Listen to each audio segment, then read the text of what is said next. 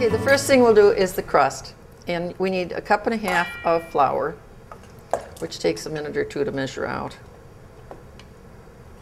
So you're Woman of the Year for St. Jude's. How did you get that distinction? Well, they have it every year in the Joliet Diocese. All of the ladies' women's clubs have an election, or they pick who they consider the Woman of the Year.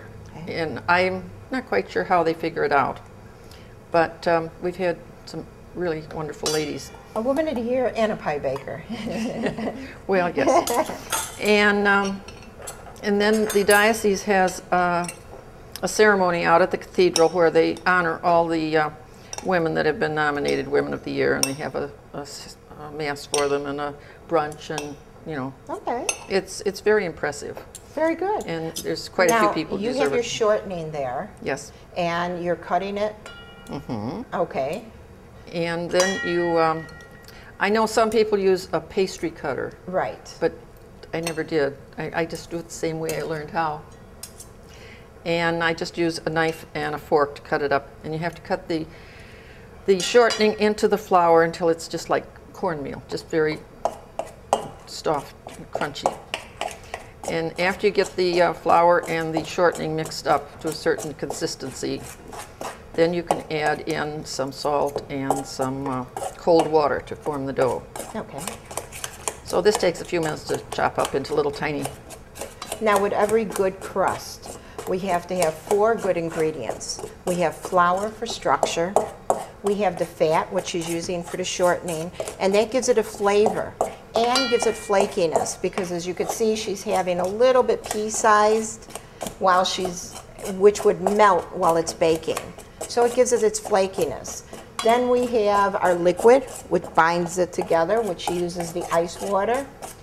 And then the salt, which enhances the flavor, plus the salt is what actually browns a pie crust. Okay. And now the next ingredient is? I'm going to put the salt in. The salt. See, we have our helper here. You knew what was coming, didn't you? I'm just going to take it out of the shaker, otherwise I just take it out of the container, but this is okay. It just takes longer. I should have had you do this, shouldn't I? Okay. That'll do for that. And now just stir that in, and then cut up a few of these smaller. Now she's going to add the cold water, and she's going to do it a little bit at a time, so that you don't want too much water in any pie crust. Then it gets a little bit too mushy and it doesn't turn out flaky at all. So that's why she's going to do a little at a time till it all binds together.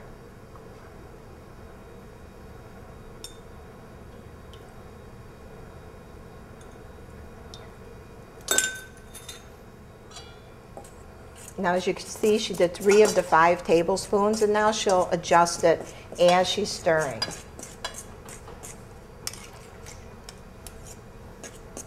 Just the way you do it? Now, for a pie crust like this, it's always good to start with very cold ingredients. And I've seen some people use the butter-flavored shortening also. For pie crust. For pie crust, yeah. I've used it for cookies, but I haven't tried it on pie crust. Like I said, I just make the same recipe all the time because it usually turns out. It doesn't always dough. I found a couple times it doesn't turn out if it's a very humid day. The dough doesn't take well. Oh, okay. Because I've made a pie now, crust like that. How about it when our mothers made it with lard and a little bit different than that, huh? I don't know. I can't remember my mom ever using lard. It was always Crisco. So that's the only reason I learned how to do it. Oh, this is much better. Well, it works. I guess you just stick with whatever works. Right. And I haven't got too many complaints. And you got your full 5 tablespoons there, so it's good.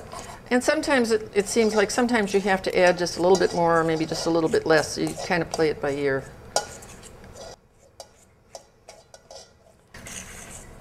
Okay. Now you have your rolling pin. Yeah, I'll roll the dough while you take care of the apples, okay? Now again, as the ingredients should be cold, your rolling pin Yeah, I've had it in the refrigerator. has been in the refrigerator while we were preparing.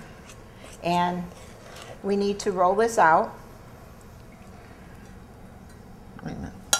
Okay. Ready to go?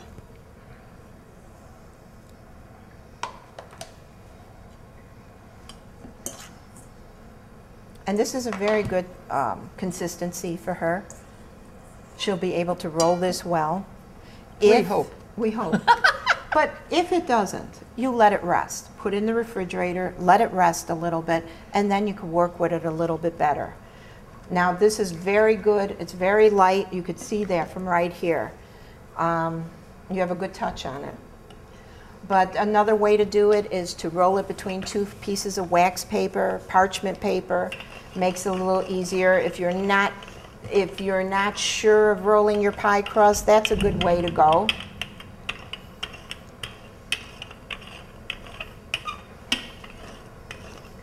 And that's going real easy for you. Now pie plates, what's the difference? As long as you have a dull pie plate or glass pie plate, your pie will brown very well. If your pie plate is too shiny, you're going to have problems with how your pie is going to brown. That was cold. Whoops. Okay. Now you're ready. Oh, you're going to. Now you see how she's transporting the pie crust? Hopefully. She's rolling it on the pie pin. The rolling pin, excuse me. And look how easy she just put it right on. Just like I knew how, huh? It isn't the first time you've done, huh? Well, no, probably not. I think I've done it once or twice before. So when do you make this mostly for your family? Well, Thanksgiving for sure, because I have to make one for everyone. One child likes cherry, and it happens to be his house we eat at, so we have to have cherry. You have to have cherry. And he's not too generous about sharing it with others. I mean, I'd never say anything, but we know.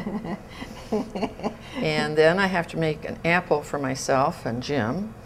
And then since it's Thanksgiving, I have to make a pumpkin because it's Thanksgiving. I'm always happy with pumpkin and with apple. Okay, so I have two. Well, you could come to supper with us. Okay.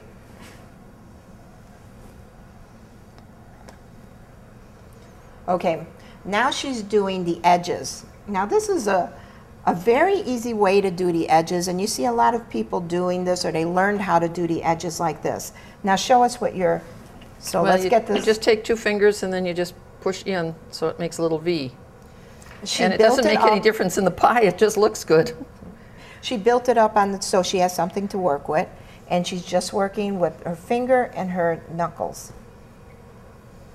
So you'll see how it comes out, and that's going to brown real pretty on the edges. And you'll see by the end results. Well, you always have to hope. Well, easy as pie. Easy as pie, right. Okay, now. Okay, and let's show how it's fluted.